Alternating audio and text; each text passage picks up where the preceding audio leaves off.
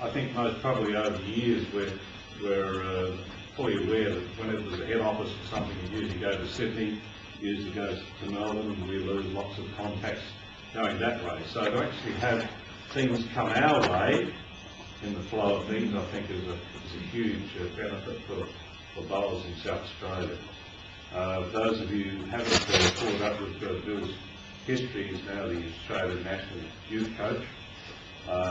Be interested in this bit too. He's got a 2-year coaching scholarship to further develop his skills through the National Coaching Scholarship Program. Okay, so he took up bowls in 1986 after breaking his leg playing stone football. That was a fortunate play for us. Made the Victorian State side in December 1994. Won the Victorian State Singles, Champion Singles, as well as the Australian Singles. Okay, oh, that's only half of it.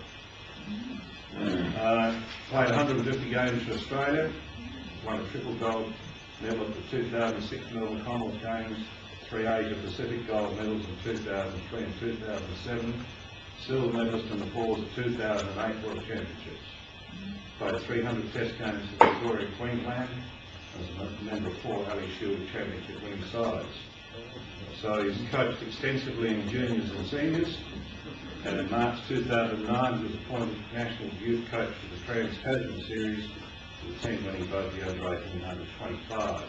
He also coached the men's and women's Queensland state sides at the 2000 Australian Sides Championships, where the teams won back-to-back trophies and the overall champion state trophy. Ladies and gentlemen, so that's Bill. We look forward to hearing from him, and we look forward to his work on it. Thanks for that, Ron. Well, welcome everyone, of course. I don't have to introduce myself now, anyway. Thank you very much for the welcome, Ron. And looking forward to the challenge here in South Australia, and I dare say as coaches you're looking for the challenge as well as to do well at your club level and maybe even going inspiring to go further, of course. I've been asked to talk about goal settings within teams, individuals and so forth. Now, I'll be doing a little bit of interaction with that, and I'd like, please feel free if you've got any questions while we're going through to interact. That's the way that I do it, and to pass out the information to the coaches, of course. So first up, I'm going to ask the question of you as coaches. Does anyone here now work with pen size and setting goals, things like that, at this present stage?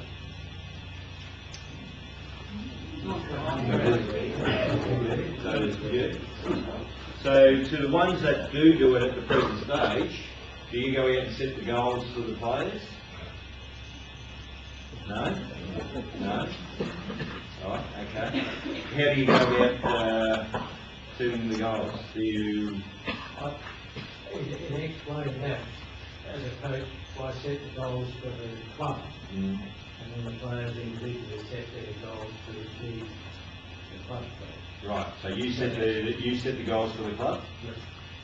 Do you interact with the players in setting these goals? We discuss it, yes. You do discuss it? Right, okay. Right, okay. So you do have some involvement with the players on that side? Yeah. How do they react to that? Is it everyone on the same page with you? Well, coaching Premier 1 down to the bottom side there, you have 80 goals. As you can go to the top 2 sides. So, yes, the point that I'm trying to get to, when you're setting the goals for your teams, for your club, your teams, individuals, you've got to work with them, of course. Because one of the scenarios is you might have a set a goal up for the club, but the players don't know what the goal is really and what direction. So if you're getting them out there doing training drills out on the green for a certain reason, you've got to have the players engaged in working with you, of course, on that side of it. Now, if you don't, what's going to happen? The player's going to come down and say, well, I don't want to do this, or what are we working here towards, and that, and then you could lose them. They could go to another club, but then they haven't got that direction. So, what I basically do is, when I give them exercises, I assess the exercise, and I set a goal for each one of them on the assessments. Yeah, so you're Not working. not on overall. No, so you're working with them. Yeah, Yeah. it is. One of the areas that, and the reason why, like I explained there, is that you've got to have them involved, of course, and engaged. They know where they're heading as well, as long as, you know, with the club, of course, yourself as a coach, and they know where a direction. So they've got a defined direction where they're going. Setting up a goal for a team, of course, or teams within your pennant side, you've got to go through the process of getting the players together. Best way is calling a meeting like this. Obviously, we've got a goal as coaches to improve. That's why we wouldn't be here otherwise. Would that be correct? So that's the same thing. So if you get the players together, working together for starters, so you've got a core on there. So then you've got the players starting to take ownership of what the goal is going to be to achieve. And you go about setting that, of course, is at a pennant club. What would your main goal would be, you would think? Win a pennant, of course. So that would be your main achievable goal, wouldn't it? Now, would you say that you'd be setting that goal up to achieve it this year? Not necessarily, that's right. The reason why I say that is because there'll be a lot of steps and processes to get to that goal. It may be, that's your top goal. Then, how many goals would you think that'd be underneath to get to that? 3, 4, could be 10, could be 15, could be 20 on that side of it to get to that process goal. Because you've got finals in there as well. So one of the goals under winning a pennant championship, first up to have a chance of doing that, where do you have to get to? Get to finals. That could be another one underneath that, of course.